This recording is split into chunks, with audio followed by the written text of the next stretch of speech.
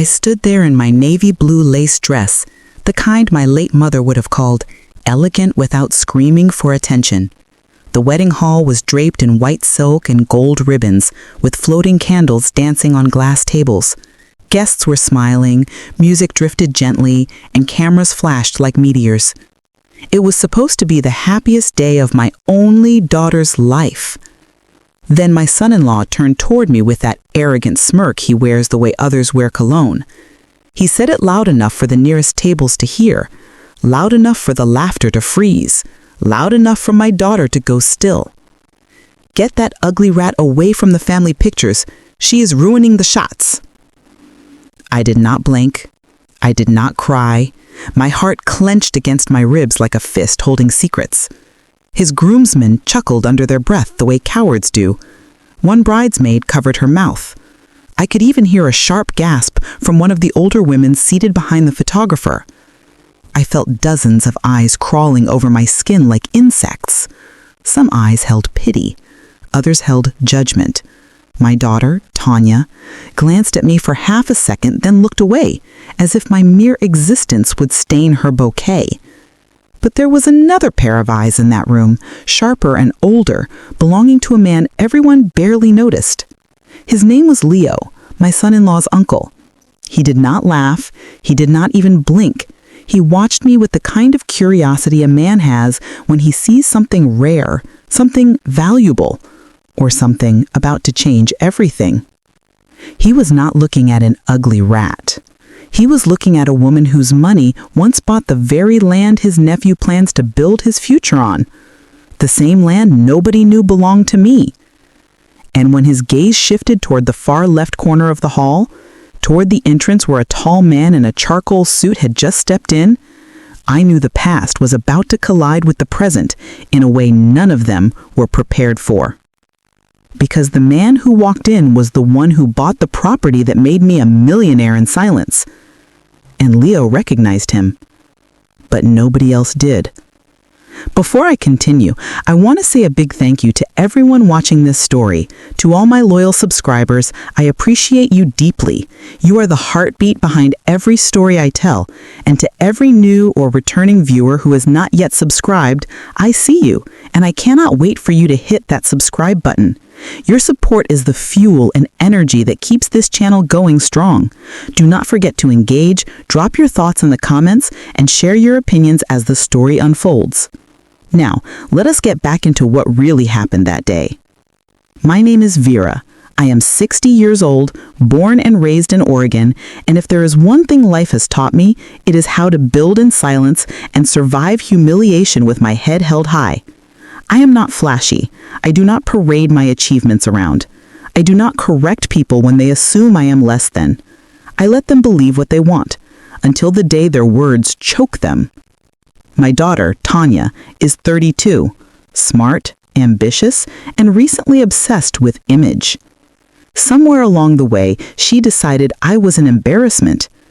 I was not the glamorous mother-in-law she wanted to display, so she tucked me into the edges of her life like a stain she couldn't wash out.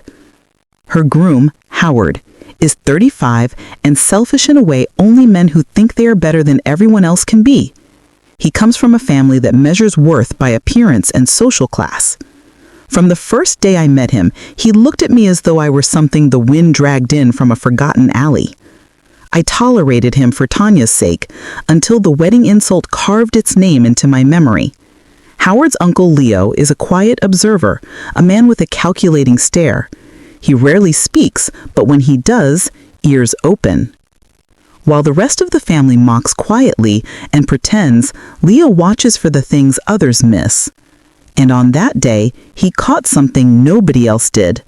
The entrance of the millionaire who once bought my land for 7 figures in cash. They don't know my story. They don't know what I own. They don't know the truth I swallowed for decades to protect my child from greed and vultures. But Leo saw recognition in that man's eyes. He saw the nod they shared, and in that moment, I saw confusion flicker across his face, like a man trying to solve a riddle that keeps changing shape. The photographer hesitated, camera still raised, unsure what to do next. Howard waved him off impatiently.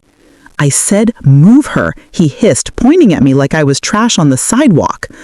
One of the bridesmaids, a young woman named Clara, shifted nervously. "Maybe we should just take a group shot later," she whispered. Howard glared at her. "This is my wedding. I will not have my pictures looking like rodent convention." I stood perfectly still. I did not apologize. I did not speak. But my silence made him angrier, as though he wanted me to crawl away or beg for approval.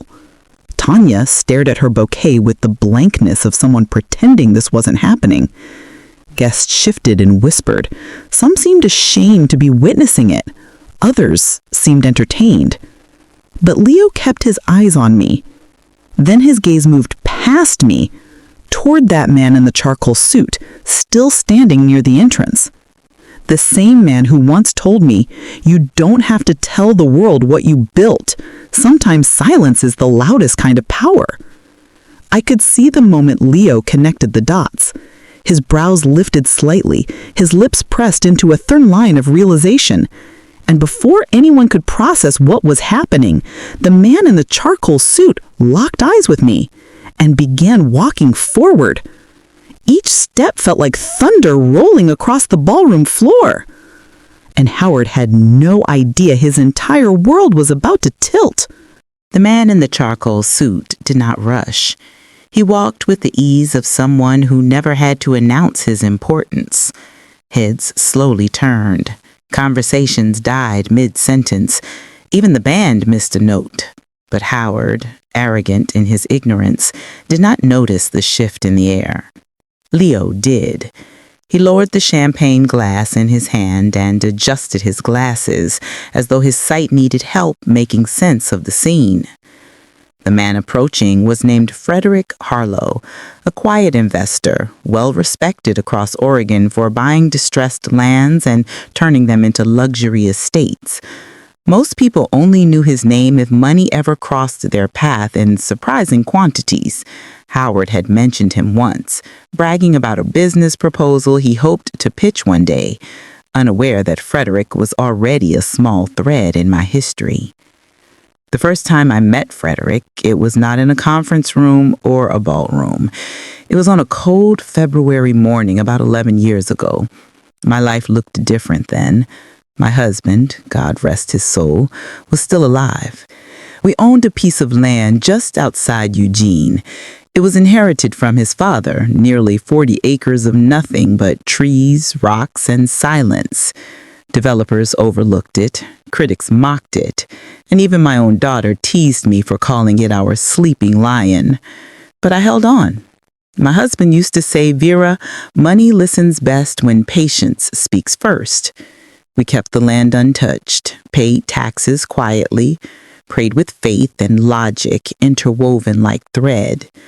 When my husband was diagnosed with lung cancer, the doctor said treatment was possible but expensive. I remember sitting in the hospital parking lot, numb, when I called a man I had read about in a business journal, Frederick Harlow. I told him about the land. He came to see it the next morning without complaint. He walked the property slowly, hands in his pockets, snow melting beneath his boots.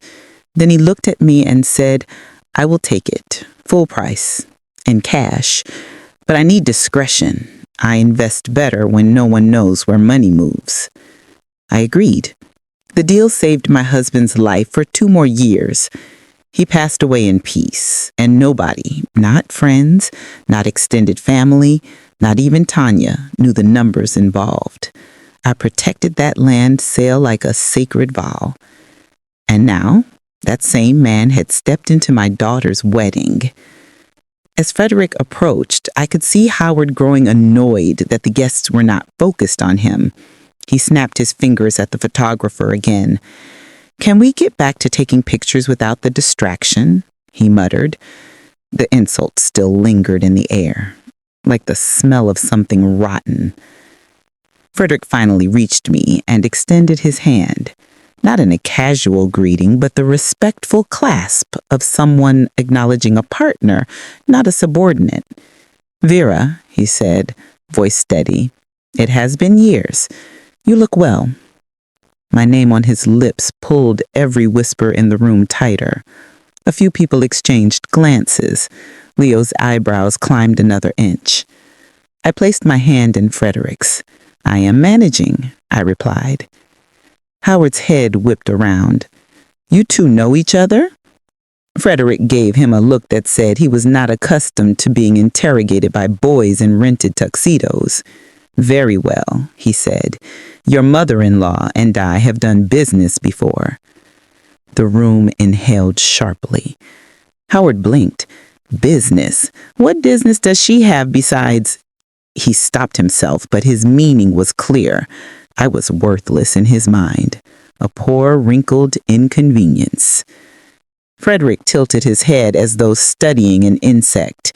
"Are you under the impression Vera is disadvantaged?" Tanya stepped in suddenly, panic flaring in her eyes. "Frederick, welcome. We did not know you knew No, Vera." She had almost said mother, but pride strangled the word. Frederick nodded once to her, but his focus returned to me and then to Leo. Something passed between those men, an awareness, a silent calculation. I noticed Leo's jaw tighten, as though something old and rusty in his mind had begun to turn. Before anyone could speak again, a waiter hurried over and whispered in Frederick's ear. He listened, then nodded and signed something on a tablet before the young man scampered away. Leo stepped closer. "Frederick," he said calmly, "I did not expect to see you here." Frederick offered a half smile. "I am not here for celebration. I am here for confirmation. The closing documents were delivered an hour ago." Howard finally began to look confused. "Closing documents? For what?" Frederick glanced at him without amusement. "The Ridgewood property." My heart thudded. Ridgewood was the name of the land I had sold him, but that deal was sealed years ago. Why would there be new documents now? That was when Leo spoke words that nearly made me drop my breath on the floor. "Howard's company has been bidding for a new development site. They have been chasing an investment worth millions. They have been talking for months about the silent buyer behind it." Frederick looked at me with quiet respect. Howard frowned. "What silent buyer?" Leo folded his arms. "The one who already owns what you think you are buying into." And just like that, the thread began to unravel. Howard blinked rapidly, confusion turning to irritation. "What are you all talking about? Who owns Ridgewood?" Frederick did not answer. Leo did not answer. But their silence aimed every eye toward me. And that was the first moment my daughter truly looked at me, not as an inconvenience, not as a burden, but as a question she could no longer ignore. And yet, none of them knew the real secret was deeper than money. The silence that followed Leo's statement felt like a crack across marble. Subtle, but powerful enough to shift everything underneath. Howard's expression scrambled between confusion and disbelief, as though someone had switched his script in the middle of his performance. Tanya opened her mouth to speak, then shut it again. Her face flushed, not with embarrassment, but with suspicion. I could tell she was not piecing together the truth. She was searching for a way to deny it. I did not speak. I let the moment breathe. Frederick tucked his hands behind his back. "It seems not everyone in this room understands the ground they are standing on." Howard scoffed. "I do not know what game this is, but nobody is talking in circles at my wedding." That was the moment a waiter accidentally dropped a tray of glasses near the back. The crash startled a few guests, but it did not break the tension. It sharpened it. Leo stepped closer to Frederick, speaking low enough for only a few to hear.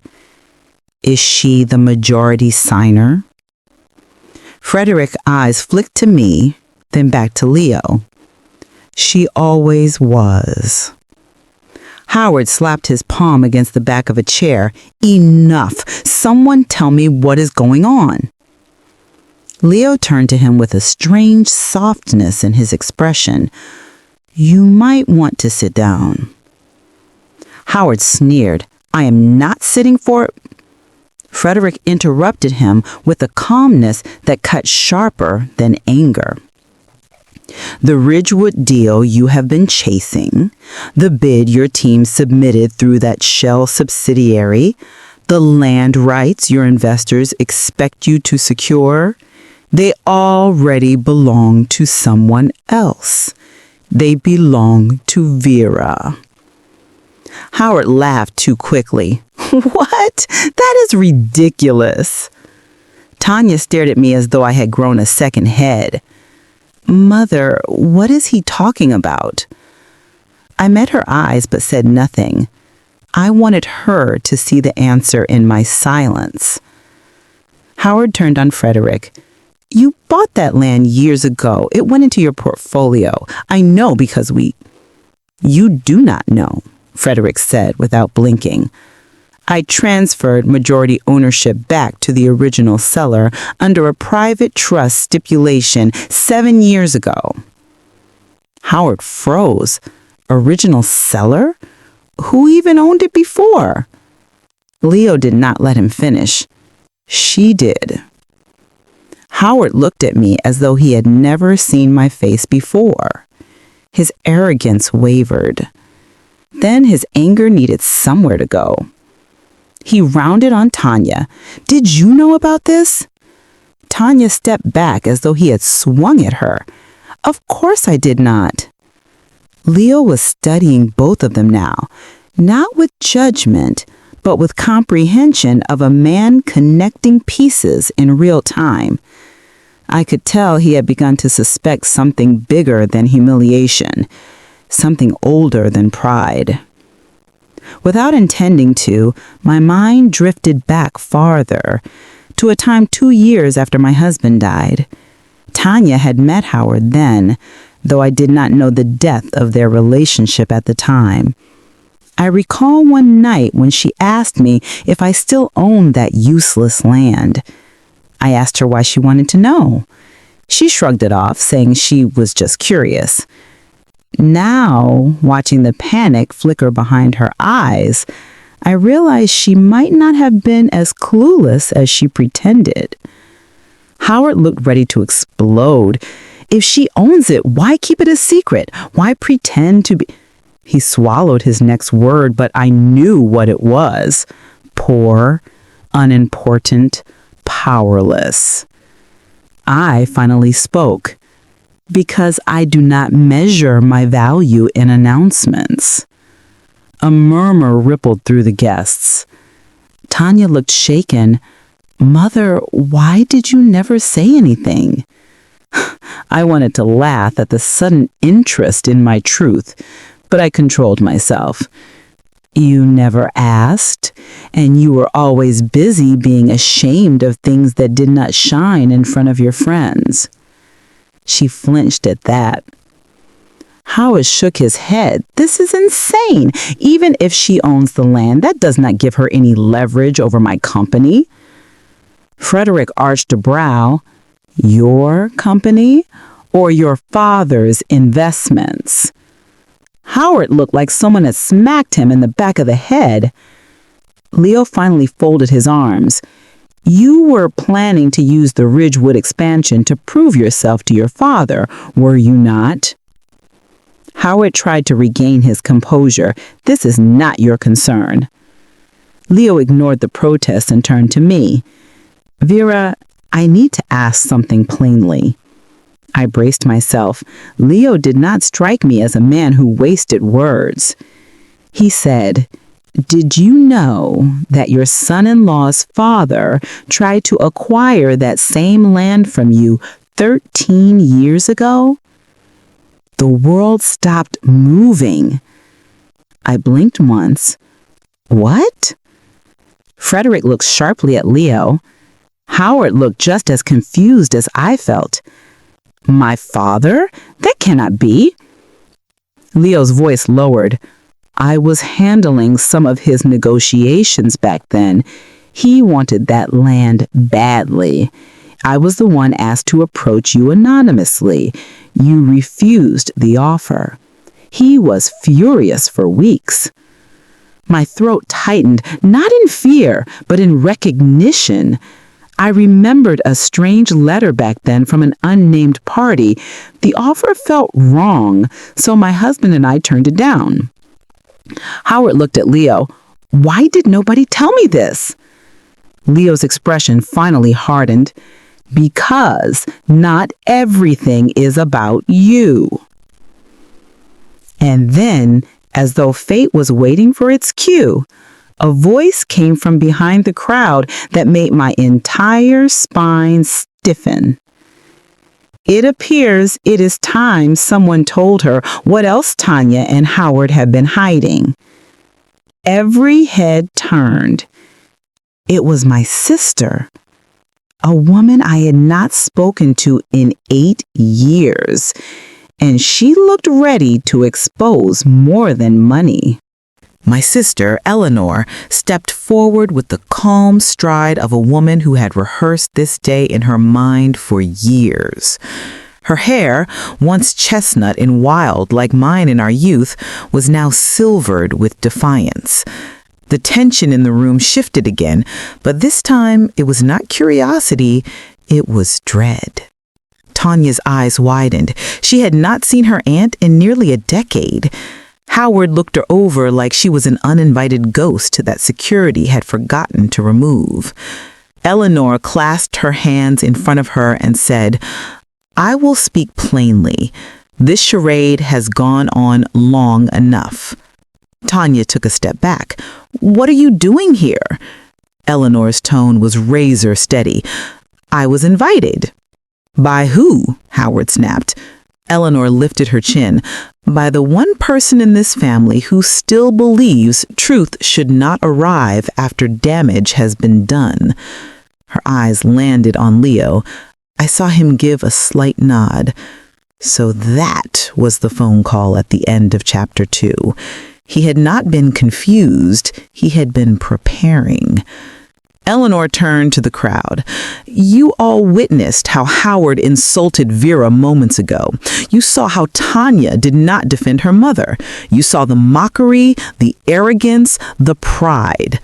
Her eyes hardened. "But what you did not see was the plan they have been hiding for months." Tanya's voice trembled. "Aunt Eleanor, stop this. You do not understand." "Oh, I understand perfectly," Eleanor said, cutting her off.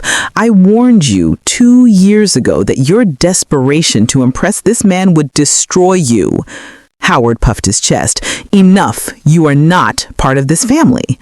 Eleanor gave him a look of such cold pity that even the guests shifted uncomfortably. "I am more part of this family than you know. And you," she pointed at Tanya, "dragged me into your schemes before pretending I did not exist." The guests leaned in closer now, no longer pretending not to listen. Eleanor exhaled slowly. "Tanya and Howard approached me last year. They asked if I still had access to the title records for Vera's old property. They assumed, like fools, that I would help them claim it through an early transfer behind Vera's back." A ripple of disgust traveled through the room. Tanya's voice was weak. "You said you would help us understand what land she had. You promised." "I promised nothing. I warned you both that greed leads no will unpoisoned." Howard stepped forward, trying to regain control. "This is nonsense. Even if Vera owns land, she cannot block a corporate expansion." Frederick finally rejoined the conversation. "She does not need to block it. She already controls it. Every advisor you spoke to was under confidentiality agreements tied to the original deal." Leo added, "which means lying about her would cost you more than your pride." Tanya's voice broke. "Mother, why did you not tell me? Why let me struggle all these years thinking we had nothing?" I looked at her, sorrow and fatigue mixing in my chest. Because you did not want my truth. You only wanted what you could parade. She flinched. Howard pointed at me. You watched us build our future on nothing but hope, and you kept silent like some what? I asked quietly. Some ugly rat, as you called me? Silence. Faces turned toward him in disgust. He tried to deflect. I did not know. That is the problem, Frederick interrupted. You never thought you needed to. Eleanor took one final step closer to me. I stayed away from you, Vera, because I could not bear how Tanya treated you. But when she came asking about your land as though you were a stubborn obstacle instead of her own mother, I reached out to Leo. He was the only one with the sense to act. Leo met my gaze. I did not know the depth of it until today, but I knew something was off when Howard bragged about sealing a deal with a faceless investor.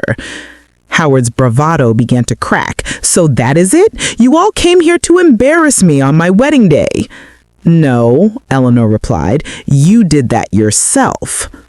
Tanya began to cry then, soft at first, then deeper as the weight of everything sunk in.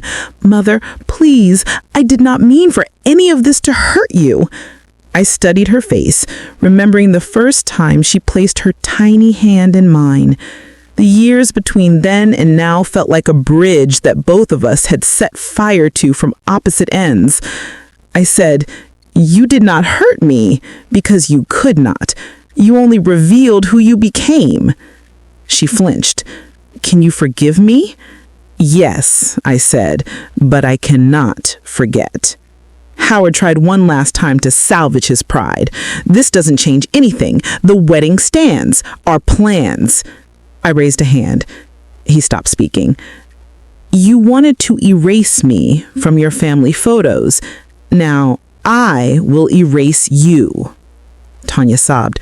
Mother, I turned to Frederick. You still have the documents? He nodded. Leo watched me with something close to respect. I continued. Transfer full control of Ridgewood Holdings into a new trust with my name and my future heirs. Howard is not among them. Howard's face twisted. You can't do that. I already did, Frederick said calmly. You just didn't know. That was the moment something in Howard snapped. Not loudly, not dramatically, just a silent collapse of ego. Guests began to drift away in awkward clusters.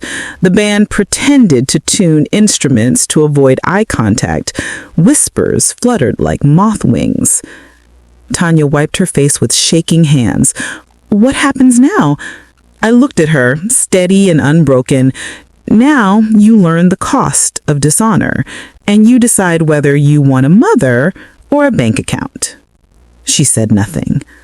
Howard stormed away from the hall, but no one followed him. Eleanor finally touched my arm. You did not deserve any of this. No, I said, but I survived it. Leo bowed his head slightly. If you ever decide to teach a master class in silence, I'd like to enroll.